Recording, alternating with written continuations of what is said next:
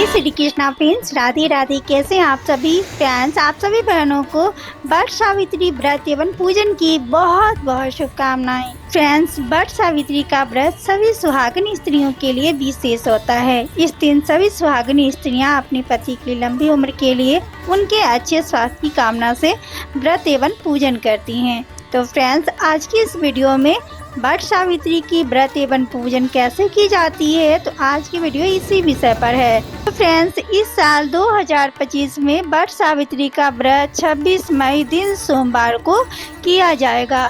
तो इस दिन सुबह सवेरे उठकर स्नान आदि कर लीजिए और पूरे 16 श्रृंगार करके हमें पूजन करना चाहिए। तो आप पूरे 16 श्रृंगार कर ले, हाथों में नई चूड़ियाँ पहन ले, पैरों में महावर लगा ले और एक दिन पहले ही मेहंदी लगा ले। इसके साथ ही आप नई साड़ी पहनकर भी पूजन कर सकते हैं, आप शादी का जोड़ा पहनकर भी पूजन कर सकते हैं, या आपकी पसंदीदा जो भी चटक कलर की साड़ी हो उसे पहनकर आप पूजन कर सकते हैं। इसके बाद फ्रेंड्स, वट सावित्री का जो पूजा है वो वट वृक्ष के नीचे बैठकर किया जाता है। तो अगर आपके घर के आसपास कहीं भी वट वृक्ष का पेड़ है तो आपको वहीं जाकर पूजन करना चाहिए। लेकिन अगर आप ऐसी जगह रह रही हैं जहां पास में वट वृक्ष का पेड़ नहीं है तो आप वट वृक्ष की एक डाली मंगाकर घर में गमले में लगाकर आप घर में भी पूजन कर सकती हैं। फ्रेंड्स, माना जाता है कि वट वृक्ष पर ब्रह्मा विष्णु महेश तीनों देवों का वास माना जाता है, किंतु इसी पेड़ के नीचे यमराज ने सावित्री माता को 3 वरदान दिए थे, जिससे वह अखंड सौभाग्यवती व पुत्रवती हुई। तभी से वट वृक्ष पर माता सावित्री का वास माना जाता है और जो भी स्त्रियां वट सावित्री का व्रत वट वृक्ष के नीचे बैठकर करती हैं, माता सावित्री उसे अखंड सौभाग्य का आशीर्वाद देती है और निसंतान जोड़ों को संतान का सुख देती हैं। तो फ्रेंड्स, सबसे पहले हम वट वृक्ष को जल से सींचते हैं।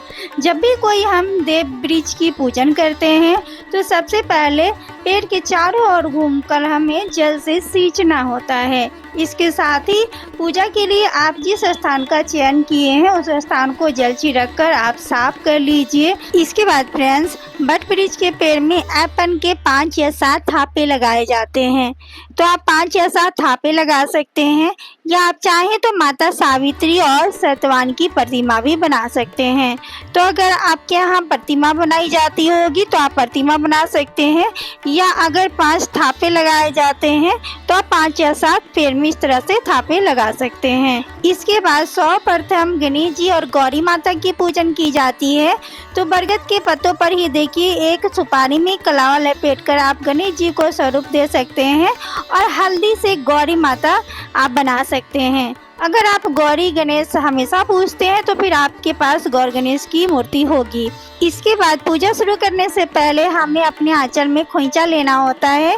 तो अगर आपके घर में आपसे बड़े बुजुर्ग हैं तो आप उनसे खोइंचा ले सकते हैं।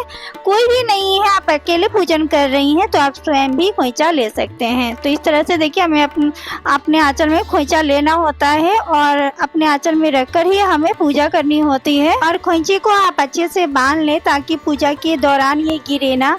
तो सबसे पहले हम गौर गणेश की पूजन करेंगे। तो गणेश जी को हम रोड़ी, अक्षत, हल्दी अर्पित करेंगे और माता गौरी को हम सिंदूर लगाएंगे।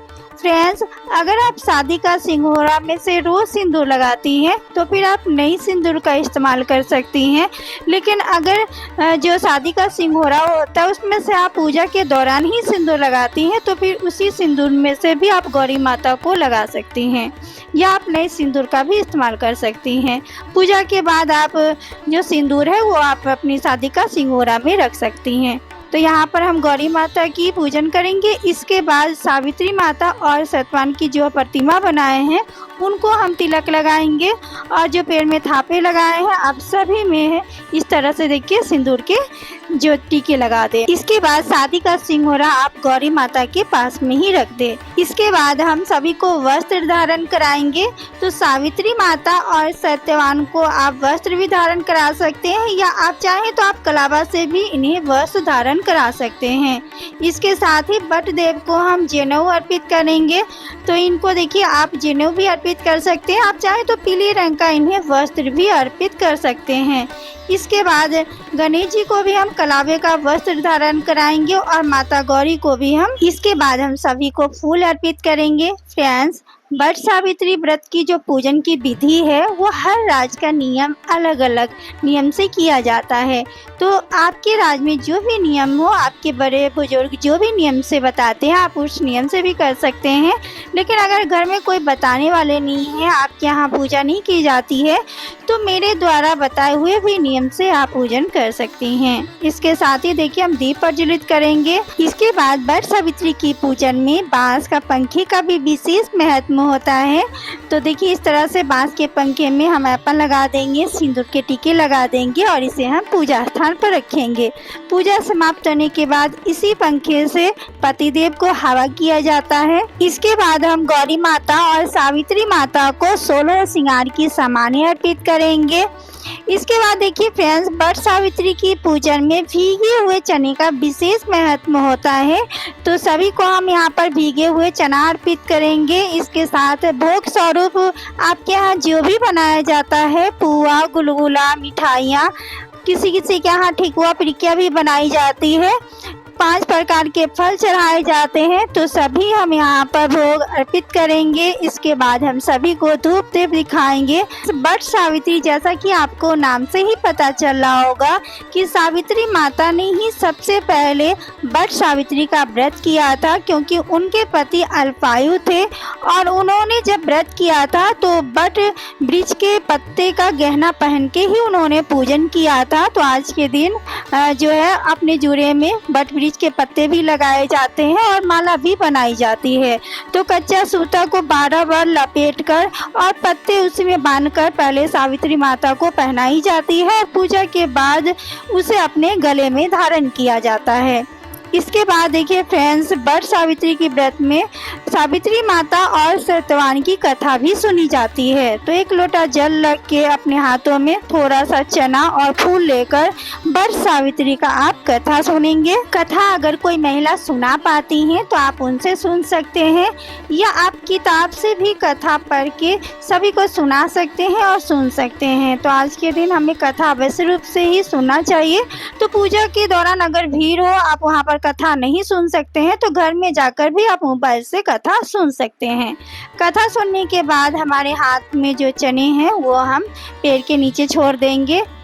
इसके बाद वट वृक्ष की 108 परिक्रमा लगाई जाती है। परिक्रमा के लिए आप कच्चा सूता ले सकते हैं या आप कलावे से भी परिक्रमा लगा सकते हैं। तो अगर आप 108 परिक्रमा लगा रहे हैं तो 108 गिनती के लिए आप चने गिनकर अपने हाथों में ले लें, या अगर आप किसी कारण बस 108 परिक्रमा नहीं लगा पाएंगे तो फिर आप 11 परिक्रमा भी कर सकते हैं। आप तो इस पूजा में 12 की संख्या शुभ मानी जाती है, तो आप 12 परिक्रमा भी कर सकती हैं। तो परिक्रमा शुरू करने के लिए आप जहाँ पर भी सावित्री माता का प्रतिमा बनाया है वहाँ से शुरू करेंगे। तो सबसे पहले जो कच्चा सूता है वो आप पेड़ से लपेट दें। इसके बाद सावित्री माता को सिंदूर लगाए और चने छोड़े। उसके बाद आप परिक्रमा शुरू करें। परिक्रमा इसी तरह से आपको लगानी है। जितनी बार भी आप सावित्री माँ के पास आएंगे वहाँ पे चने छोड़ने हैं, उनको सिंदूर लगाना है, खुद भी सिंदूर लगाना है और परिक्रमा करते रहना है। फ्रेंड्स, परिक्रमा करते समय आप अपने मन ही मन अपने पति की मंगल कामना की प्रार्थना करते रहें, भगवान का नाम लेते रहें और माता सावित्री से प्रार्थना करते रहें कि हे माता सावित्री, जिस तरह से आपने अपने पति की रक्षा की, उनके प्राणों की रक्षा की, उसी तरह से हमें भी इतनी शक्ति देना कि हम अपने पति की रक्षा कर सके। इसके बाद जहाँ पर भी आपका धागा खत्म हो जाता है आप पेड़ से लपेट दे। उसके बाद आप अपनी जो पूरी गिनती है परिक्रमा की वो पूरी कर ले। इसके बाद देखिए हमें प्रेम पूर्वक जो है वो हमें आरती करनी है। आरती करने के बाद हमें गौरी माता से सुहाग लेना होता है। तो सबसे पहले हम गौरी माता को सिंदूर लगाते हैं। पहले इन्हें हम सुहाग देते हैं, उसके बाद हम इनसे सुहाग लेते हैं। तो इन्हें हम 5 बार देखिए इस तरह से सिंदूर लगाएंगे। उसके बाद गौरी माता को सिंदूर लगाने के बाद ही हम इनसे लगाया हुआ सिंदूर अपनी मांग में लगाएंगे। तो इस तरह से देखिए हमें अपने आंचल के खुर से ही हमें इस तरह से 5 बार अपने मांग में सिंदूर लगाना है और हम गौरी माता से प्रार्थना करेंगे कि हे गौरी माता, हमारी सुहाग को भी अटल अमर बनाए रखना। तो फ्रेंड्स, इसके बाद बट देव की सेवा किया जाता है, इनके पैर दबाए जाते हैं। इस तरीके से देखिए बट देव का हमें पैर दबाना होता है। फ्रेंड्स, बट सावित्री का पूजा का नियम भले ही हर राज का अलग होगा, लेकिन सभी सुहागन स्त्रियां का जो पूजा करने का मुख्य उद्देश्य होता है वो सेम होता है कि हमारी सुहाग की उम्र लंबी हो और हमारा सुहाग हमेशा स्वस्थ रहे, सुखी रहे। इसी उम्मीद से सभी सुहागन स्त्रियां ये व्रत रखती हैं और बट देवता से प्रार्थना करती हैं। इसके बाद देखिए बट देव से गले मिला जाता है, तो 5 या 7 बार इस तरीके से बट देव से हमें गला मिलना होता है और हम बट देव से प्रार्थना करेंगे कि हे बट देव, हमारी सुहाग की उम्र लंबी हो और वो हमेशा स्वस्थ रहे, सुखमय रहे। इस तरह का प्रार्थना करेंगे। इसके बाद हम पूजा में हुई भूल चूक के लिए पहले हम क्षमा मांगेंगे। इसके बाद हम गौरी माता से प्रार्थना करेंगे कि हे गौरी माता, हमारी सुहाग को हमेशा अमर बनाए रखना, सुखमय बनाए रखना। इस तरह का हम गौरी माता से, सावित्री माता से सभी से प्रार्थना करेंगे। तो इस तरह से बट सावित्री का जो पूजन है वो संपन्न किया जाता है। इसके बाद फ्रेंड्स देखिए 7 चना और बट वृक्ष का जो फल होता है वो लेके पानी से निगलकर यहाँ पर अपना व्रत जो है वो संपन्न किया जाता है। तो कुछ जगह पर आधे दिन का ही व्रत होता है, कुछ लोग आधे दिन का व्रत करते हैं, व्रत से पहले ही पानी चाय कुछ नहीं पीते हैं और यहाँ पर पूजा समाप्त होने के बाद चना निगलकर अपना व्रत जो है वो खोल लेते हैं। लेकिन कुछ जगह पर पूरे दिन का व्रत रखा जाता है। पूजा समाप्त होने के बाद जो हमारे खोइचे में फल होते हैं वो हम खा लेते हैं और शाम के समय जो सूर्यास्त होने से पहले मीठा भोजन एक टाइम किया जाता है। तो इस तरह से व्रत किया जाता है।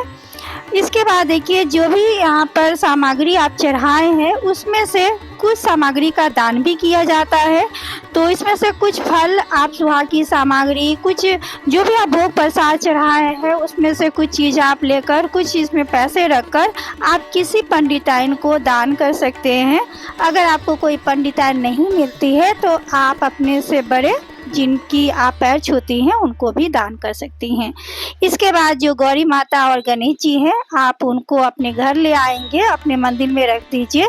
बहुत सारे महिलाएं जो होती हैं वो गणेश की रोजाना ही पूजन करती हैं, क्योंकि गौरी माता सुहाग की देवी मानी जाती है। ये हमारी सुहाग की वृद्धि करती है, इसलिए गौरी माता की रोज पूजा की जाती है। तो इस तरीके से बट सावित्री का जो पूजन है वो संपन्न किया जाता है।